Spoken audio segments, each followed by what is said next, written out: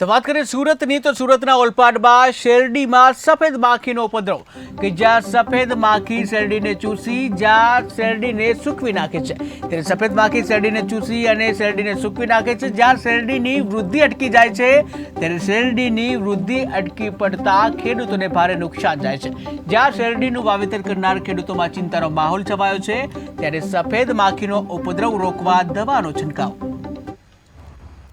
જી દર્શનભાઈ જે રીતે શેરડીના એમાં રોગ જે રીતે આવ્યો છે શું કહેશો? દક્ષિણ ગુજરાતમાં લગભગ 10 થી વધુ સુગર મિલો આવેલી છે. 2 લાખથી વધુ સભાસદો ધરાવતી આ સહકારી સંસ્થાઓમાં મોટા પ્રમાણમાં ખેડૂતો શેરડીનો પાક લે છે. દર વર્ષે લાખો એકરમાં આ શેરડીનો પાક બનતો હોય છે અને એના આધારે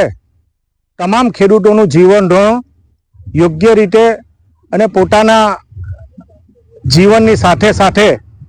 શેરડી એ મુખ્ય પાક તરીકે વર્ષોથી આ વિસ્તારમાં તમને જોવા મળે છે. પરંતુ દર વર્ષે જે રીતે શેરડીનું ઉત્પાદન ધીરે ધીરે ઘટવાના કારણે અને ખાસ કરીને ગામડાઓમાં પણ ઇન્ડસ્ટ્રીયલ વિસ્તાર વધવાના કારણે સુગર ફેક્ટરીના કાચા માલની વારંવાર તકલીફો ઊભી થાય છે. આ વર્ષે જે રીતે વ્હાઇટ ઇયરનો વ્હાઇટ ફ્લાયનો જે રીતે મોટા પ્રમાણમાં કુદરતી રીતે માર હોવાના કારણે શેરડીઓમાં વિલ્ટ આવવાનો મોટા પ્રમાણમાં સમગ્ર વિસ્તારમાં અને દક્ષિણ ગુજરાતમાં પણ મોટા પ્રમાણમાં સફેદ ઇયરનો ત્રાસ જોવા મળે છે. આના કારણે શેરડી સીધી નીચે બેસી જાય છે અને ખેડૂતો આ સફેદ ઇયરના કારણે જે રીતે દર વર્ષે શેરડીના પાકને માટે એનો ઉત્પાદન ખર્ચ ધીરે ધીરે વધતો જાય છે, એની સાથે સાથે આવા ગ્લોબલ વોર્મિંગ હોય, વરસાદના કારણે નુકસાન હોય, પાણી ભરાવાના કારણે નુકસાન અને આ સફેદ ઇયરના કારણે મોટા પ્રમાણમાં નુકસાન હોવાથી ખેડૂતોને મોટા પ્રમાણમાં એના 1 એકરે કે 1 વીઘામાં ઉત્પાદન ધીરે ધીરે ઘટતું જાય છે.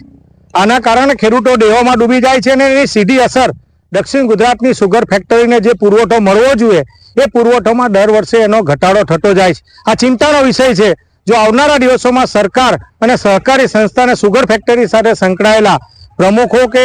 કમિટી સભ્યો પણ આમાં ગંભીરતાથી આ બાબતમાં ખેડૂતોની સાથે ન ઊભા રહેશે અને આનો કોઈ કુદરતી જે પ્રક્રિયા છે, કુદરતનો જે માર છે એની સાથે સાથે જો તાલમેલ ન કરશે તો આવનારા દિવસોમાં સહકારી સંસ્થા પર મોટી